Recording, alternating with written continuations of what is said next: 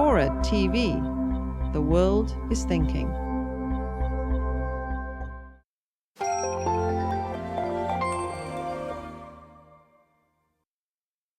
So Obama, though, if he doesn't get a treaty, if he gets a treaty and they won't sign, or he gets a deal that they try to block, anything like that, and tries to take steps of his own beyond the climate bill, he could do this through the APA, but you know, it may not be easy.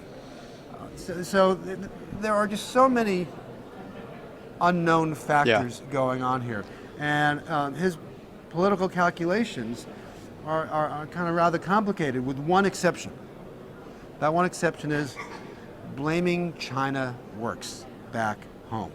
You know, instead of like not blame Canada, but blame China. So if he can give, if nothing comes through here that's good, I mean, he'll have a call. If they produce a paper at the end of the day, his call is going to be whether to sort of talk about it and upbeat, positive, really own it, and say these are good steps or the best steps we could have forward, and try to sell it as a positive thing, or to say, this is really a fraud, I'm not going to sign on to it.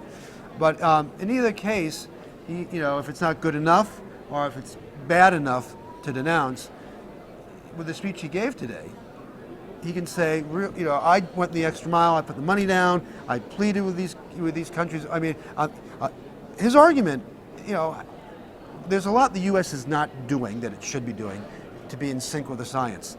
But the argument about China has some validity to it. So if you could say, listen, their numbers, I don't disagree with their numbers. I could urge them to cut deeper, faster, but I don't disagree with those numbers. I accept what they've determined on their own.